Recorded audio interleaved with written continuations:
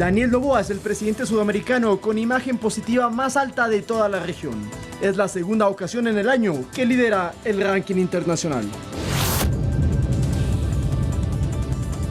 En la central termoeléctrica de Quevedo se inició el proceso de instalación de 32 motores de generación eléctrica que estarán operativos en agosto y contribuirán con más de 54 megawatts al Sistema Nacional Interconectado. Asamblea Nacional conforma comisión multipartidista para dar trámite a las reformas legales aprobadas por los ecuatorianos en la consulta popular. Los legisladores esperan ejecutar los cambios en menos de 60 días. En los deportes, el ecuatoriano Piero Hincapié se prepara para su segunda final de la temporada con el Bayer Leverkusen. El seleccionado nacional disputará este miércoles el encuentro por el título de la Europa League ante la Atalanta de Italia. Y en lo internacional, continúa el impasse entre Argentina y España. La nación europea decidió el retiro de su embajador en Buenos Aires y le solicitó al presidente Javier Milei que rectifique sus palabras en contra de la primera dama española.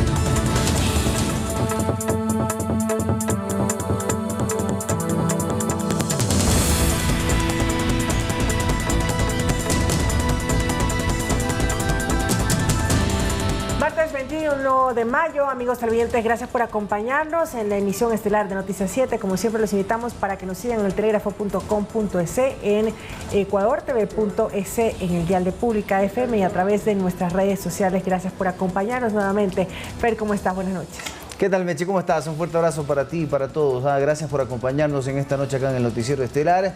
Recuerden que ya en estos momentos pueden observar que en sus pantallas contamos con el código QR, el cual los invitamos a que lo puedan escanear con su teléfono celular para acceder a información actualizada y verificada que tiene para ustedes el Telégrafo Digital. Acá arrancamos con nuestra oferta informativa. Bienvenidos.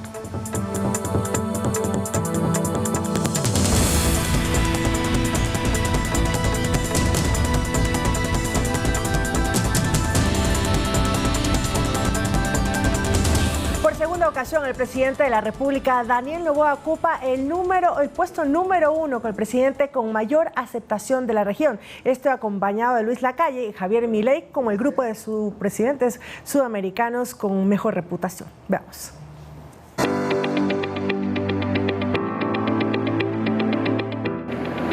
Daniel Noboa es el mandatario más joven de Sudamérica, pero también el de mayor popularidad, según publicó la consultora de opinión pública CB en su más reciente ranking de presidentes. Con el 58,1% de imagen positiva, el jefe de Estado ecuatoriano lidera la lista por segunda ocasión, al igual que lo hizo en marzo de este año. Su distancia con el segundo con mayor aceptación es de casi 4 puntos, ubicación que corresponde al argentino Javier Milei con el 54,8%. El podio lo completa el uruguayo Luis Lacalle Pou con el 54,7%. El mandatario ecuatoriano supera en el ranking sudamericano a políticos conocidos como el brasileño Lula da Silva, quien se encuentra en la quinta casilla, a Gabriel Boric de Chile, que es séptimo con un 55% de rechazo, mientras que nuestros presidentes vecinos están en el fondo del listado. Gustavo Petro de Colombia enfrenta una crisis política en su nación y eso se ejemplificaría en el 58,3% de imagen negativa, mientras que Dina Boluarte de Perú, acusada de corrupción y con un gobierno criticado, tiene un 72,1% de desaprobación. En la encuesta realizada por la consultora en todo el continente, el 29,6% de ecuatorianos califica de buena a la gestión de Noboa, que está por cumplir 6 meses de labores, y un 28,5% la tilda de muy buena. Además, según la medición, Noboa mejoró en su imagen de un mes a otro en 3 décimas y también lidera el ranking nacional de políticos ecuatorianos con mejor aceptación. Otras encuestadoras como Comunicaliza han señalado que en mayo la aprobación de Noboa era incluso superior a lo recabado por la consultora internacional, pues según Comunicaliza, el 66,8% de ecuatorianos aprueba la actual administración. Lautaro Andrade Castro, Noticias 7. Y les contamos que este martes se cumplió con el mantenimiento de las unidades de negocio de CENEL en 8 provincias del país. En diferentes localidades se cambiaron postes de luz que estaban en mal estado y además nuevos motores de generación eléctrica que llegaron a la central de Quevedo. Veamos. Por un lapso de 3 horas, en 8 provincias del país se suspendió el servicio eléctrico para realizar mantenimientos en la infraestructura de la Corporación Nacional de Electricidad CNEL para brindar el servicio. Por ejemplo, en la ciudadela Marta Roldós, en el norte de Guayaquil, no hubo luz en la madrugada mientras se reemplazaba un poste en mal estado y se cambiaban los aisladores de media tensión. CNEL había indicado que durante el martes habría cortes en 2 cantones de Guayas, 3 de Los Ríos, 1 de El Oro, 3 de Esmeraldas, 3 de Bolívar, en las capitales de Santa Elena y de Santo Domingo de los Áchilas y en 2 cantones de Sucumbíos. En la provincia amazónica también se cambiaron postes deteriorados y se hizo el mantenimiento a un transformador de distribución. En Esmeraldas se instaló un Transformix en un área comercial para evitar pérdidas, mientras que en el cantón Eloy Alfaro se le hizo mantenimiento al alimentador Limones, ubicado en una zona de manglares. Según material compartido por CNEL en sus cuentas oficiales, en la mayoría de localidades se intervino el alumbrado, que no estaba en óptimas condiciones. Los cortes temporales fueron en distintas horas. Desde el Ministerio de Energía se aclaró que esta suspensión se debía al mantenimiento. La última disposición sobre los cortes continúa. Hasta el día domingo 26 no vamos a tener programación de racionamientos eléctricos por materia de déficit en la oferta de energía eléctrica del país. Y en cuanto a la emergencia energética, el ministro encargado Roberto Luque informó este martes que en agosto se incrementará la capacidad de generación en el Sistema Nacional Eléctrico. Hemos iniciado el proceso de instalación de 32 nuevos motores de generación eléctrica en la central termoeléctrica de Quevedo, lo que añadirá 54.4 megabytes al Sistema Nacional Interconectado. Los motores fueron inspeccionados y estarán en una fase de prueba previo a la instalación técnica. Lautaro Andrade Castro, Noticias 7. Y la Asamblea Nacional conformó finalmente la Comisión Ocasional Multipartidista que dará trámite para analizar y aprobar las reformas derivadas de la consulta popular y el referéndum del pasado 21 de abril. Vamos. El trabajo legislativo post-consulta va tomando forma. Con 88 votos a favor, el Pleno de la Asamblea conformó la Comisión Ocasional Multipartidista, cuyo trabajo será el de tramitar las reformas legales como consecuencia del pronunciamiento ciudadano en la última consulta popular y referéndum. La Comisión Ocasional quedó integrada así: Carlos Vera, del Partido Social Cristiano; Lucía Pozo, por los Independientes; Ingrid Salazar, del Movimiento Construye; Patricia Mendoza, de la Revolución Ciudadana; y Steven Ordóñez, de ADN. La prioridad hoy día son todas las preguntas que fueron aprobadas el 21 de abril. Tarea que deberá ceñirse al análisis de los textos remitidos desde el Ejecutivo. Que nadie pretenda o interprete a su antojo la consulta y el referéndum e intenten involucrar temas que no estuvieron tomados en cuenta ni previstos ni abordados en la consulta popular y referéndum. Si bien la Asamblea tiene 60 días como tiempo máximo para aprobar estos cambios legales, la Comisión espera hacerlo en no más de 45. Los 5 deberán ser tratados dentro de un primer informe, así como los 5 deberán ser tratados dentro de un segundo informe, lo que son las reformas de la COIP, así como la reforma a la Ley de Extinción de Dominio. Incremento de penas en el caso de las reformas del Código Orgánico Integral Penal, que no serán suficientes para impactar contra el aumento de la inseguridad si no se trabaja en temas complementarios. Bancadas legislativas saben muy bien de la importancia de ejecutar otros detalles. Por ejemplo, depuración del sistema de administración de justicia. La justicia no está en los buenos momentos. Lamentablemente es terrible mirar cómo jueces y fiscales están en la cárcel. El objetivo de las propuestas complementarias que estamos haciendo están orientadas a que el juez, cuando coge la causa, si es un delito relacionado a extorsión, a tráfico de influencias, a la delincuencia organizada, ese delito sea susceptible de medidas sustitutivas. Es decir, que el delincuente no pueda acogerse a presentarse una vez por semana o a un grillete electrónico. Las reformas analizadas deben cumplir el procedimiento parlamentario de los 2 debates antes de ser aprobadas con 70 votos como mínimo. Javier Ceballos, Noticias 7. Y esta comisión mantuvo hace pocos instantes su primera sesión de trabajo vía telemática. En este primer encuentro, los 5 integrantes designaron al presidente y vicepresidente de esta mesa legislativa. La presidencia recayó en el parlamentario Carlos Vera del Partido Social Cristiano y la vicepresidencia quedó en manos del asambleísta en representación del bloque de independientes Lucía Pozo. La comisión ocasional se convocará en los próximos días para definir el cronograma de trabajo.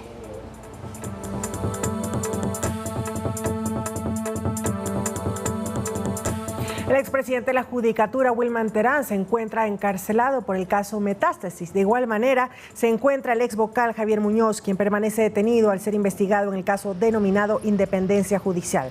La mesa parlamentaria definirá en los siguientes días el mecanismo de comparecencia de los exfuncionarios que permanecen encarcelados.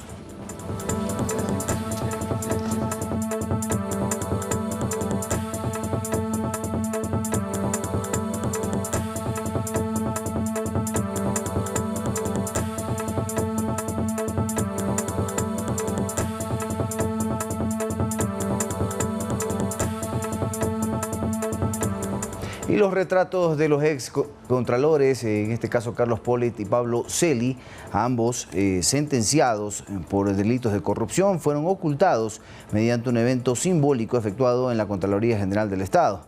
La Asociación de Empleados le solicitó al actual contralor Mauricio Torres que se cubra los cuadros de los ex autores para que esto sirva como precedente mediante un cartel rojo que decía persona no grata para la Contraloría y vergüenza nacional. Se cubrió a los dos retratos, en este caso Pollitt fue sentenciado a 6 años de cárcel por concusión en el caso de Brecht y podría recibir hasta 100 años de prisión en Estados Unidos por lavado de activos, mientras que Celi recibió 13 años de cárcel por delincuencia organizada en el caso Las Torres. Hemos aceptado la propuesta de que se oculten 2 retratos de 2 excontralores que han hecho mucho daño al país y han dañado la imagen de la Contraloría. Esta nueva Contraloría General del Estado se encamina, se enrumba a una nueva imagen, a un cambio total, a un cambio de lucha contra la corrupción y no vamos a permitir ningún acto que atente contra la moral y más aún que pueda desprestigiar la imagen de esta institución. El gobierno nacional busca revitalizar la comunidad andina de naciones, así lo dio a conocer la canciller Gabriela Sommerfield tras hablar y al referirse de la CAN tras 55 años de creación. La Comunidad Andina de Naciones es un organismo internacional creado en mayo de 1969 con el fin de integrar a sus países miembros y trabaja en el mejoramiento de la calidad de vida de 115 millones de ciudadanos andinos. Actualmente está integrada por Bolivia, Colombia, Ecuador y Perú. Al cumplir sus 55 años de constitución, la canciller Gabriela Sommerfield resaltó que el gobierno impulsará el trabajo de la CAN. Deseo reiterar en esta oportunidad el compromiso del gobierno del Ecuador para continuar fortaleciendo el sistema andino de integración. Para el experto en Derecho Internacional Francisco Paredes, es positivo el impulso del gobierno en este tema, sobre todo por el fin de fomentar la proyección hacia una integración sudamericana y latinoamericana. Es un buen inicio de parte del presidente Noboa el impulsar a través de Cancillería nuevos tipos de acuerdos y sobre todo replantearse la reingeniería que tanto necesita la comunidad andina. A decir de la canciller, el Ecuador busca revitalizar la comunidad andina y por eso prioriza las discusiones de reingeniería para lograr un organismo fortalecido. Francisco Paredes explica que una reingeniería inicial se planteó en 2013, pero en enero de este año se plasmaron cambios con la resolución número 922. Que se concentra principalmente en esos ejes, en ejes de seguridad, en ejes de control y de una serie de medidas específicas en fronteras, de migración, en aduanas, minería ilegal. En este contexto, Sommerfield habló sobre el plan de acción que busca fortalecer la cooperación en materia de seguridad entre los miembros de la CAN. Por medio de 13 medidas iniciales y una serie de acciones y actividades específicas. Esos esfuerzos en temas de frontera, lucha contra el tráfico ilícito de armas, minería ilegal, tráfico de personas, tráfico de drogas, cooperación aduanera, cooperación en inteligencia, robustecen las acciones nacionales y nos hacen más efectivos como naciones en la lucha contra la delincuencia. Finalmente, la canciller destacó que el Ecuador se aprecia de ser la sede del Tribunal de Justicia de la Comunidad Andina. Por esta razón, el gobierno se compromete a continuar apoyando sus labores. Olga Velasco, Noticias 7.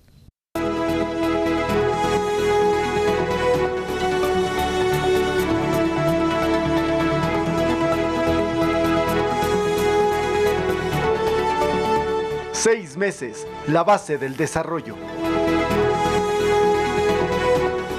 En 6 meses de gestión, el presidente Daniel Noboa ha enfrentado varios desafíos en el ámbito social. Según información oficial, entre sus principales logros está la generación de más de 100.000 empleos jóvenes. Veamos.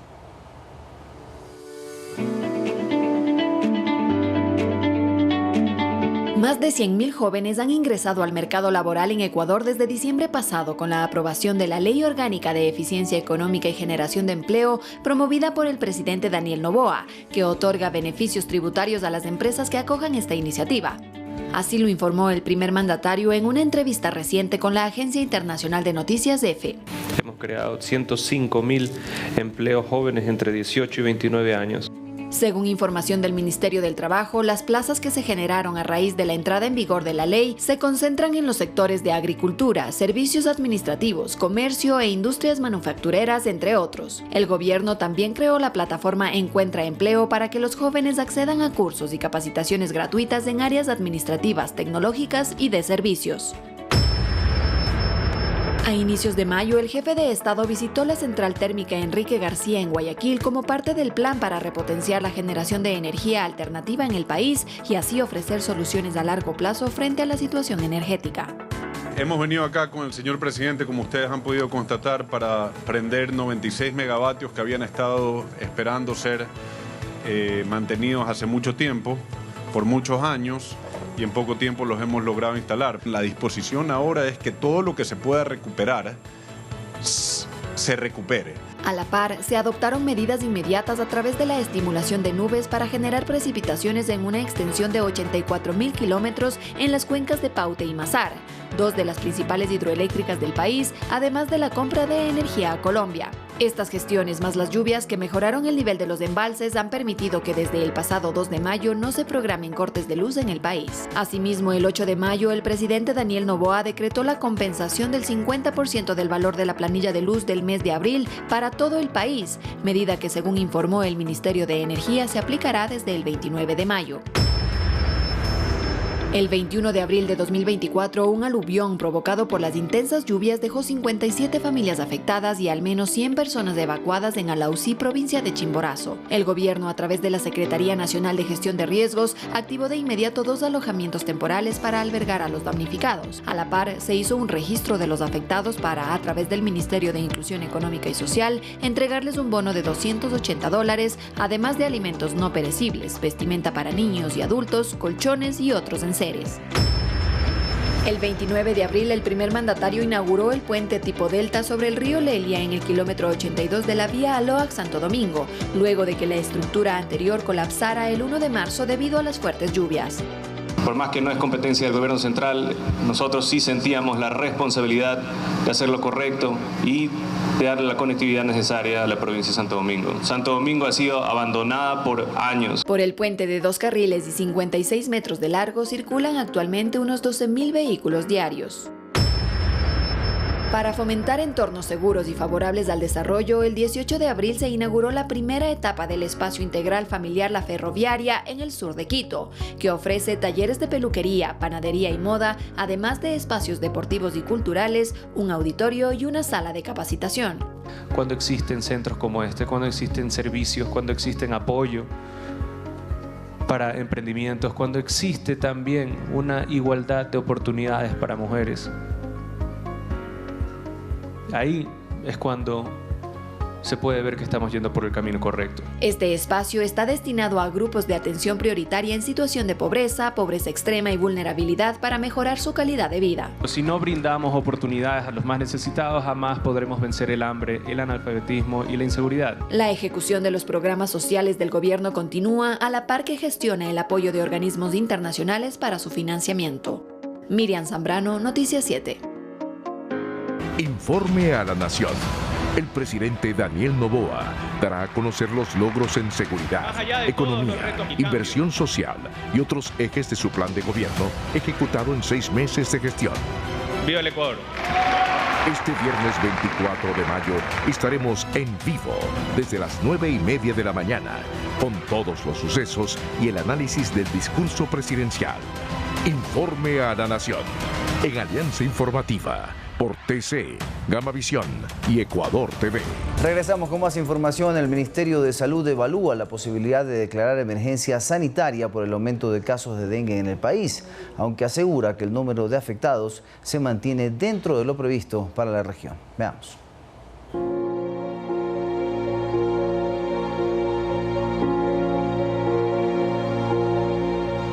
32 fallecidos y más de 29.000 casos de dengue se han registrado en el país en los primeros 5 meses de este año, cifra que supera los registros de todo el 2023.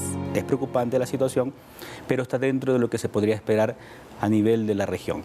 Entonces, por tal caso, nosotros estamos evaluando la posibilidad de declarar como una emergencia sanitaria. Según el último reporte del Ministerio de Salud Pública con corte a 17 de mayo, las provincias más afectadas son Manabí con 4.880 casos, seguida por Los Ríos con 3.687, Santo Domingo de los Áchilas con 3.496, El Oro con 3.522 y Guayas con 3.196 casos registrados. Si yo tengo agua que utilizo para algo, pero no la protejo, no la tapo, no la cubro, yo mismo estoy provocando la cría del mosquito como mascota para que me afecte a mí mismo. Del total de casos registrados, el 84% son leves, el 14% presentan signos de alarma y el 0.4% son graves. Si el paciente tiene fiebre, dolor de cabeza, malestar, todos los síntomas que le hagan pensar que está con alguna enfermedad como el dengue o cualquier otra enfermedad febril, lo primero que debe es asistir a un centro de salud o a un médico para que lo evalúen, le haga un diagnóstico oportuno y tenga el tratamiento adecuado. Según las autoridades, la mayoría de muertes se produce porque las personas no saben cómo actuar en caso de contraer la enfermedad. En nuestro país, lamentablemente, nos gusta automedicarnos,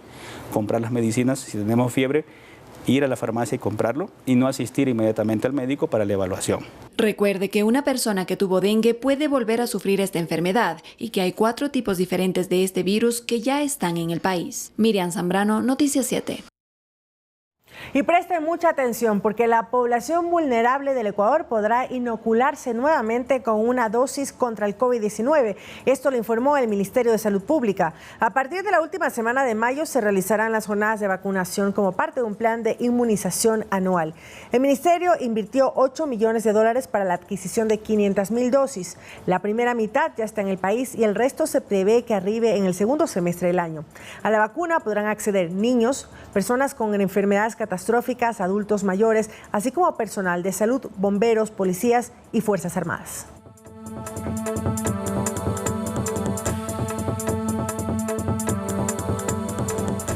Y el gobierno busca la inversión de $50 millones que llegarían a través de la inversión de la empresa privada. Esto en 13 proyectos enfocados en combatir la desnutrición crónica infantil que actualmente afecta a 1 de cada 5 niños en el país.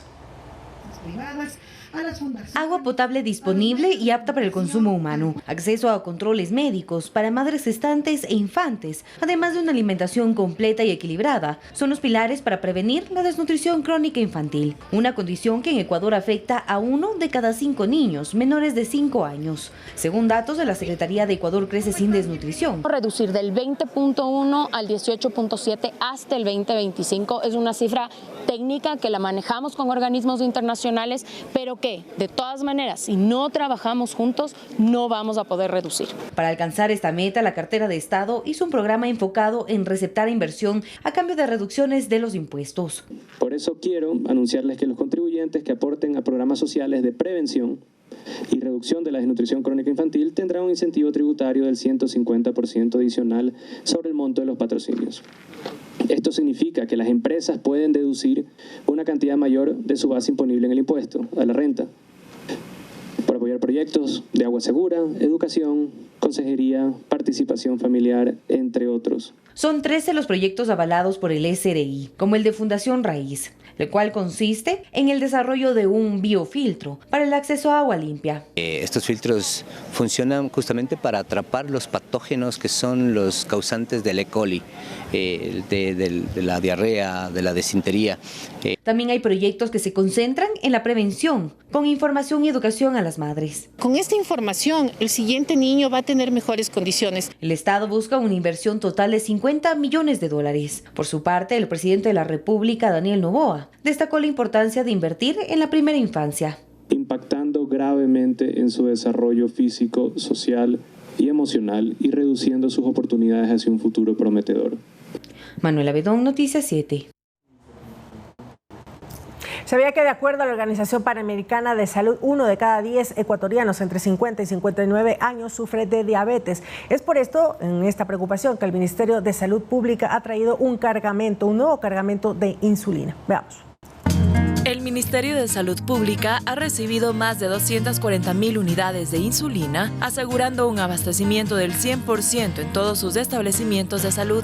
Este suministro permitirá brindar atención oportuna a los pacientes diabéticos en el país. El periodo de abastecimiento de las 243.982 unidades de insulina recibidas se estima ser entre 12 a 15 meses, dependiendo del consumo del fármaco. La insulina será distribuida a las 9 coordinaciones zonales que abarcan las 24 provincias del país y se realizará de acuerdo al stock disponible en cada establecimiento de salud y al consumo promedio mensual. Este abastecimiento de insulina es parte del Programa Nacional de Atención Integral de la Diabetes, que busca identificar factores de riesgo, proporcionar acceso a tratamiento oportuno y ofrecer seguimiento y control a los pacientes, reduciendo así complicaciones como hospitalizaciones y muertes prematuras causadas por esta enfermedad.